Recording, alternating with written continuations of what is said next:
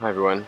So it's been at least a month since the last vlog, which was from London, and now I'm back home in Crete, and I'm here for the whole summer, and it's really beautiful. Although today it's not really beautiful, but it's still very special to be here.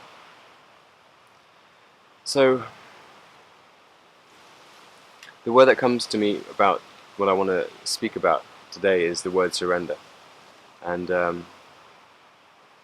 know it's a theme that a lot of us are perhaps experiencing and experimenting with, and I know that it's been um, a big theme for me in the past few weeks, so it's probably why I haven't spoken or recorded any videos, because I've been going through such immense openings and intense changes, and really being called and witnessing, and it happening naturally, the desire and longing and effortlessness of what surrendering truly means. And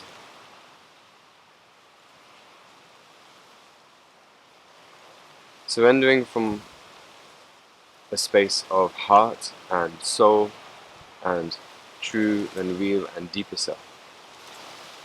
And what does that mean? For me, it's meant giving up layers of ego. Yeah. The part that wants to control, the part that wants to be God, the part that thinks it needs to take care of the entire world and be responsible for the entire world. And the part that gets frustrated at the world or the self when it can't control.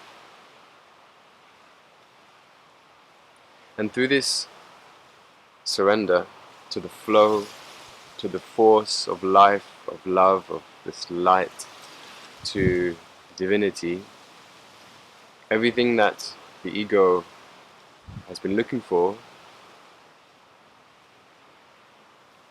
underlying the fear-based ways of being, arises and is there. The beauty, the oneness, the connection, the um, the love, the joy, the innocence. In my experience, has arisen more and more and more and more as I've learned to surrender these layers of ego. And I know that the question is probably burning on people's lips, on your lips, which is, how do I do that? And again, from my experience, the how comes from the space of the seeker, which is beautiful. And yet, in surrender, we also have to surrender the seeker. So the seeker part of us brought us to all these revelations, all these openings, all these truths, and all these wow, aha moments that we're experiencing more and more of. And yet, there comes a point in time which might be, in my experience, a very big and perhaps harder or more challenging level, which is that part also at one point melts away, needs to melt away in order for the real self to be here. And for me, it happens gracefully and joyfully and in flow, at the perfect time, in the right time.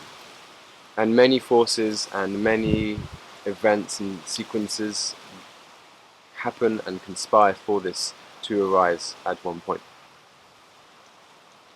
So the surrender is a bit like when we recognize that what is happening is that we're putting up the little white flag, going, okay, I know in my heart that I'm here.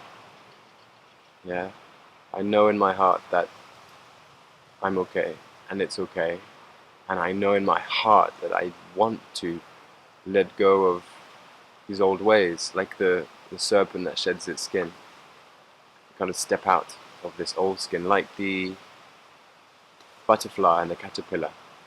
Yeah. Caterpillar makes that choice to let go of the old and to step out, not knowing what's going to happen.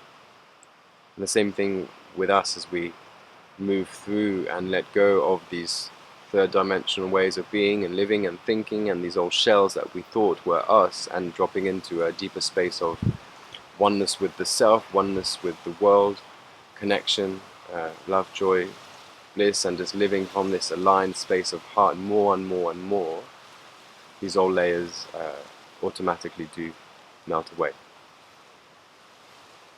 And if no, and when they do happen, because of the level of understanding and awareness and consciousness that, in a way, needs to be in place for this to happen, it is a joyful and a blissful experience. Before this happens, the ego has this image that of what letting go really means, or what surrendering really means, and often it's, in my case anyway, it's been fear-based. Fear that just letting go a tiny bit of this tight control over the force of life that wants to flow through me would like push me into directions I didn't want to be. And of course that's absolute nonsense.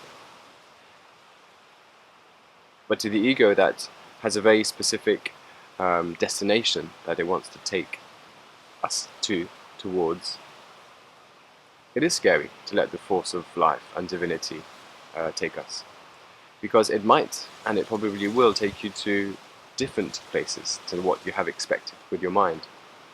But it will take you here, it will take you to a place of abandon, of joy, of wonder, where you wake up one day and life is suddenly so full, and it can happen quite fast, and I feel it's happening faster for a lot of us as the energies around us change, and as we're called to transition faster and faster. Yeah. So I feel that's what's there for me at the moment around the theme of surrender.